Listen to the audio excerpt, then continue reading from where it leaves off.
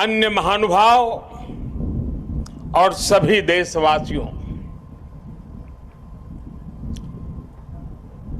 मैं एकता नगर में हूं, पर मेरा मन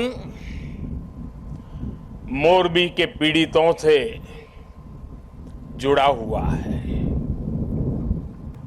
एक तरफ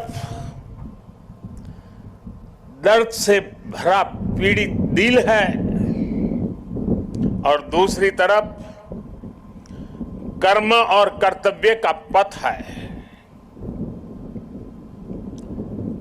इस कर्तव्य पथ की जिम्मेवारी को लेते हुए मैं आपके बीच में हूं,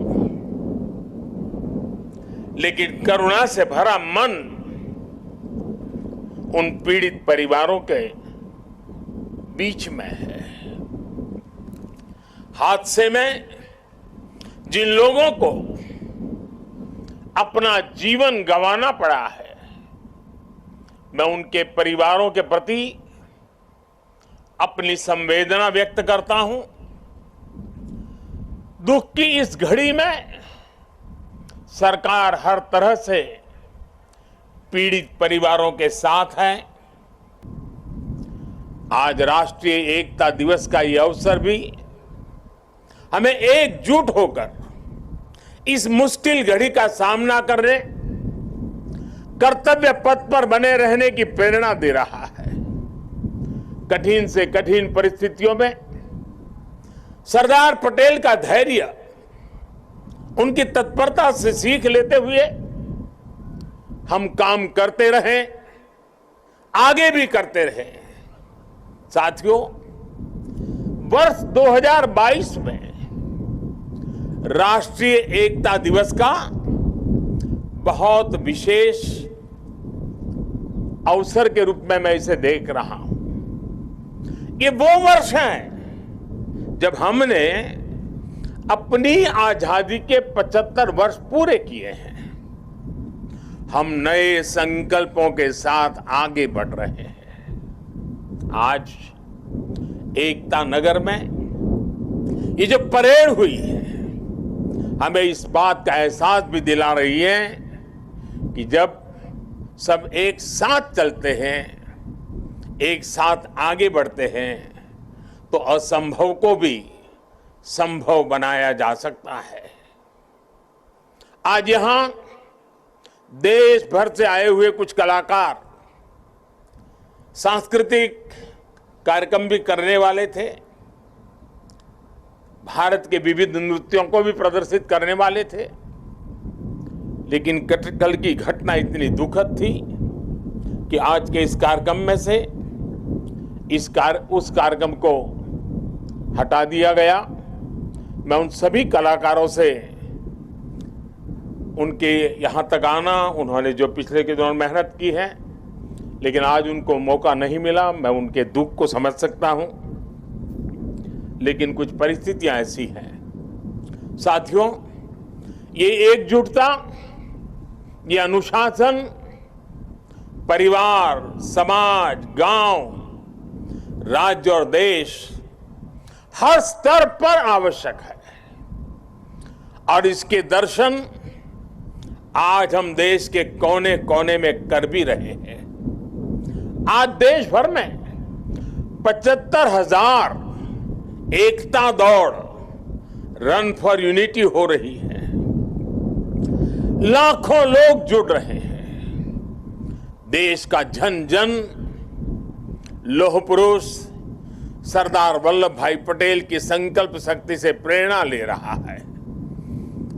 आज देश का जन जन अमृत काल के पंच प्राणों को जागृत करने के लिए, राष्ट्र की एकता और अखंडता के लिए संकल्प ले रहा है।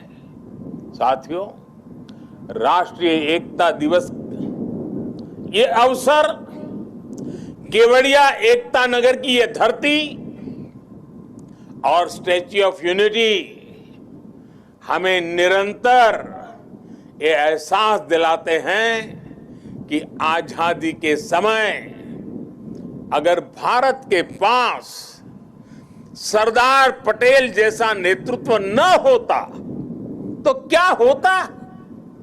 क्या होता अगर 550 से ज्यादा रियासतें एकजुट नहीं हुई होती?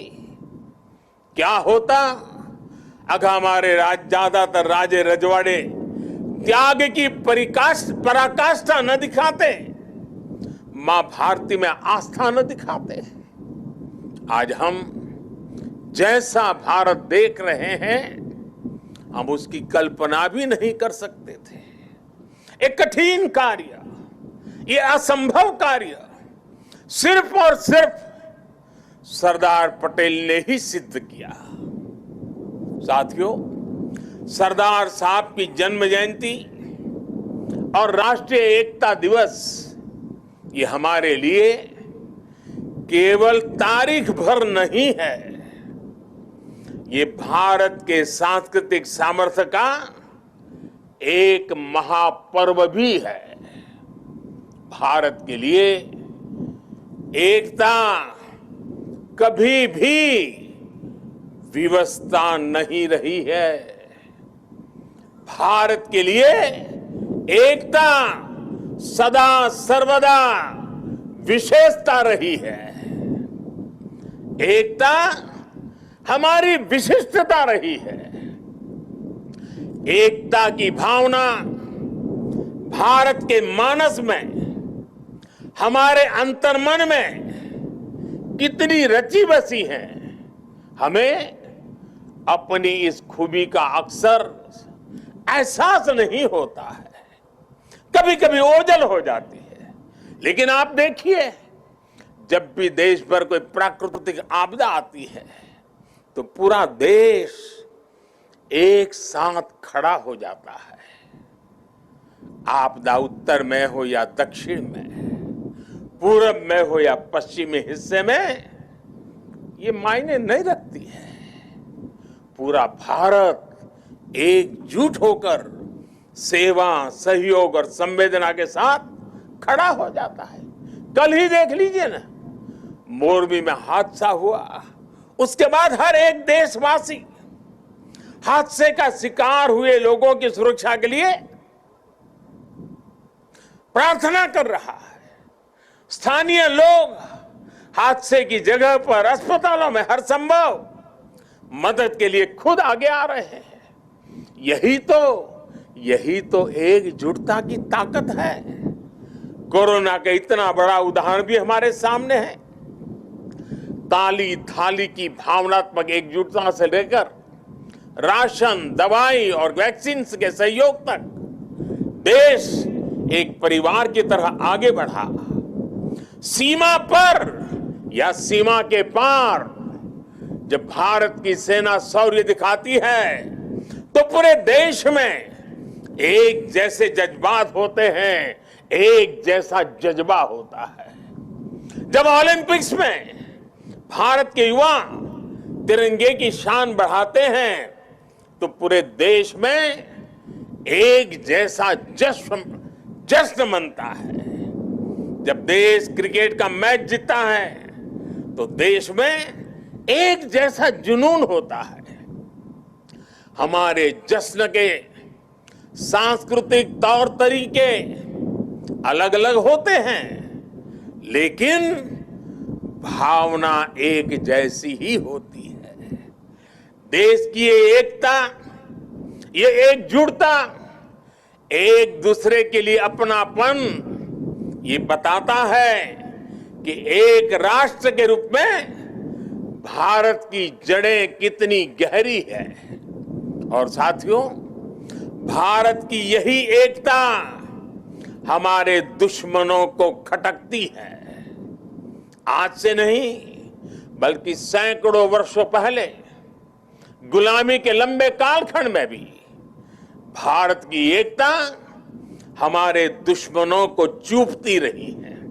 इसलिए गुलामी के सैकड़ों वर्षों में हमारे देश में जितने भी विदेशी आक्रांता आए, उन्होंने भारत में विभेद पैदा करने के लिए हर मुमकिन कोशिश की। उन्होंने भारत को बांटने के लिए, भारत को तोड़ने के लिए सब कुछ किया। हम फिर भी उसका मुकाबला कर सके क्योंकि एकता का अमृत हमारे भीतर जीवंत धारा के रूप में बह रहा था। लेकिन वो कालखंड लंबा था। जो जहर उस दौर में घोला गया, उसका नुकसान देश आज भी भुगत रहा है। इसलिए ही हमने बंटवारा भी देखा और भारत के दुश्मनों को उसका फायदा उठाते भी देखा।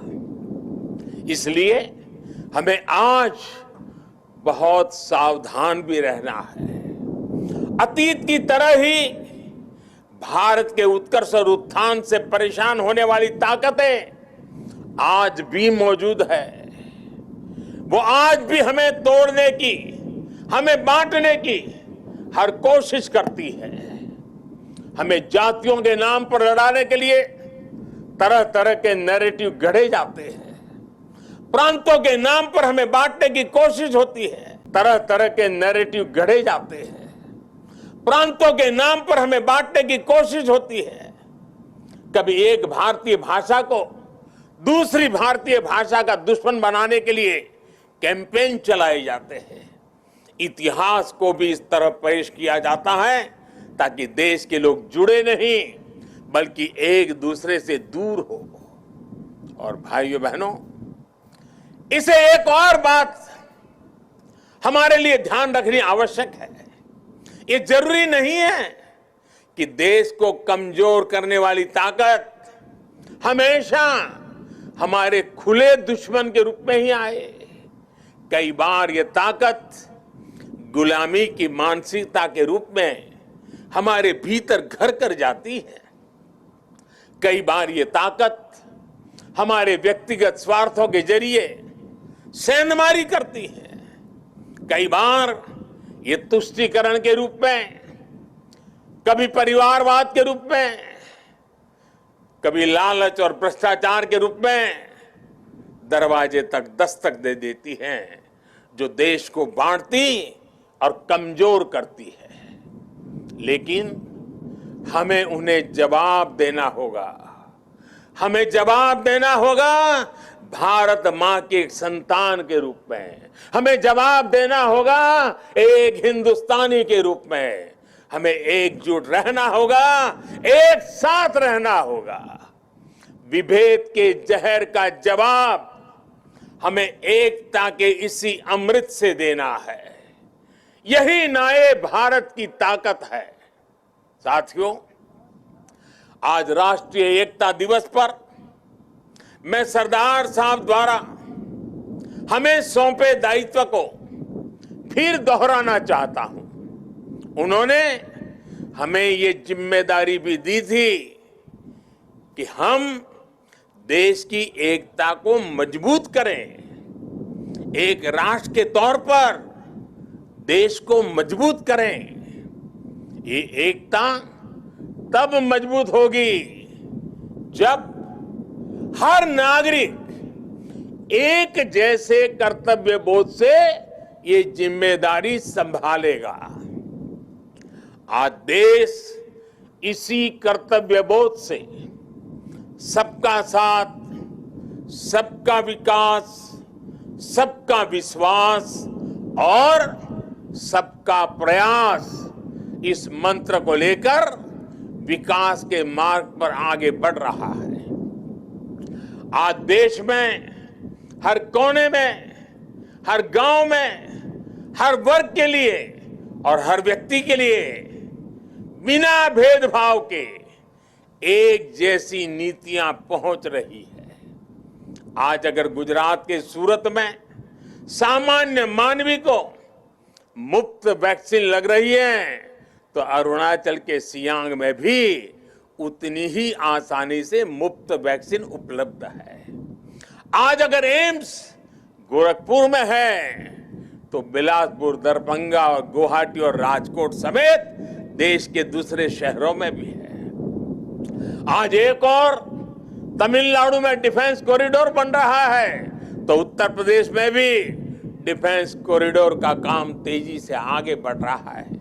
आज नॉर्थ ईस्ट की किसी रसोई में खाना बन रहा हो या तमिलनाडु की किसी सम्मियल अरई में खाना बन रहा हो, भाषा भले अलग हो, भोजन भले अलग हो, लेकिन माताओं बहनों को धुएं से मुक्ति दिलाने वाला उज्ज्वला सिलेंडर हर जगह है।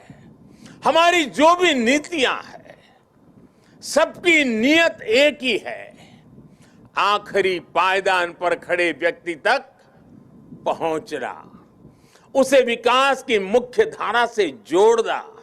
साथियों, हमारे देश के करोड़ों लोगों ने दशकों तक अपनी मौलिक जरूरतों के लिए भी लंबा इंतजार किया है।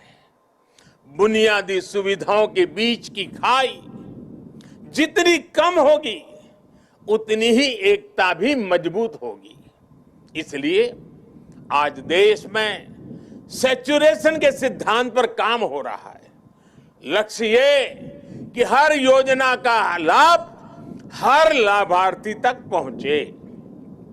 इसलिए आज housing for all, digital connectivity for all, clean cooking for all, electricity for all, ऐसे अनेक अभियान चलाए जा रहे हैं। आज 100% नागरिकों तक पहुंचने का ये मिशन केवल एक जैसी सुविधाओं का ही मिशन नहीं है। ये मिशन एकजुट लक्ष्य, एकजुट विकास और एकजुट प्रयास का भी मिशन है। आज जीवन की मौलिक जरूरतों के लिए 100% कवरेज देश और संविधान में सामान्य मानवी के विश्वास का माध्यम बन रहा है। ये सामान्य मानवी के आत्मविश्वास का माध्यम बन रहा है। यही सरदार पटेल के भारत का विजन है, जिसमें हर भारतवासी के लिए समान अवसर होंगे, समानता की भावना होगी। आज देश उस विजन को साकार होते देख रहा है। साथियों, बीते 8 वर्षों में देश ने हर उस समाज को प्राथमिकता दी है जिसे दशकों तक उपेक्षा का शिकार होना पड़ा था। इसलिए देश ने आदिवासी के गौरव को याद करने के लिए जनजातीय गौरव दिवस मनाने की परंपरा शुरू की। देश के कई राज्यों में आदिवासी स्वातंत्र संग्राम में उनकी भूमिका, उसको लेकर के म्यूजियम भी बनाए जा रहे हैं। कल मैं यहां मानगढ़ जाने वाला हूं, उसके बाद मैं जाबूगोड़ा भी जाऊंगा। मेरा देशवासियों से आग्रह है कि मानगढ़ धाम और जाबूगोड़ा के इतिहास को भी जरूर जानें। विदेशी आक्रांतों द्वारा किए गए कितने ही नरसंहारों का सामना करते हुए हमें आजादी मिली है। आज की युवा पीढ़ी को ये भी सब जानना बहुत आवश्यक है, तभी हम आजादी की कीमत भी समझ पाएंगे, एकजुटता की कीमत भी जान पाएंगे। साथियों, हमारे यहां कहा भी गया है, ऐक्यम बलम समाजस्य तद्भावे स दुर्बलः तस्मात् ऐक्यम प्रशंसन्ति दृढ़म राष्ट्र हितैषिण। अर्थात किसी भी समाज की ताकत उसकी एकता होती है। इसलिए मजबूत राष्ट्र के हितैषी एकता की इस भावना की प्रशंसा करते हैं, उसके लिए प्रयास करते हैं। इसलिए देश की एकता और एकजुटता हम सबका सामूहिक दायित्व है। ये एकता नगर भारत का एक ऐसा मॉडल शहर विकसित हो रहा है जो देश ही नहीं बल्कि पूरी दुनिया में अभूतपूर्व होगा। लोगों की एकता से, जन भागीदारी की शक्ति से विकसित होता एकता नगर आज भव्य भी हो रहा है और दिव्य भी हो रहा है। स्टैच्यू ऑफ यूनिटी के रूप में दुनिया की सबसे विशाल प्रतिमा की प्रेरणा हमारे बीच में है। भविष्य में एकता नगर भारत का एक ऐसा शहर बनने जा रहा है जो अभूतपूर्व भी होगा और विश्वसनीय भी होगा। जब देश में पर्यावरण की रक्षा के लिए किसी मॉडल शहर की बात होगी, एकता नगर का नाम आएगा। जब देश में बिजली बचाने के वाले एलईडी प्रकाशित किसी मॉडल शहर की बात होगी, सबसे पहले एकता नगर का नाम आएगा। जब देश में सोलर पावर से चलने वाले क्लीन ट्रांसपोर्ट सिस्टम की बात आएगी, तो सबसे पहले एकता नगर का नाम आएगा। जब देश में पशु पक्षियों के संरक्षण की बात होगी, विभिन्न प्रजातियों के जीव जंतुओं के संरक्षण की बात होगी, तो सबसे पहले एकता नगर का नाम आएगा। कल ही मुझे यहां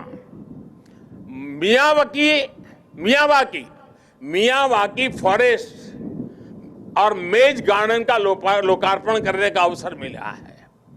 यहां का एकता मॉल, एकता नर्सरी, विविधता में एकता को प्रदर्शित करने वाला विश्व वन, एकता फेरी, एकता रेलवे स्टेशन, ये सारे उपक्रम राष्ट्रीय एकता को मजबूत करने की प्रेरणा है। अब तो एकता नगर में एक और नया सितारा भी जुड़ने जा रहा है।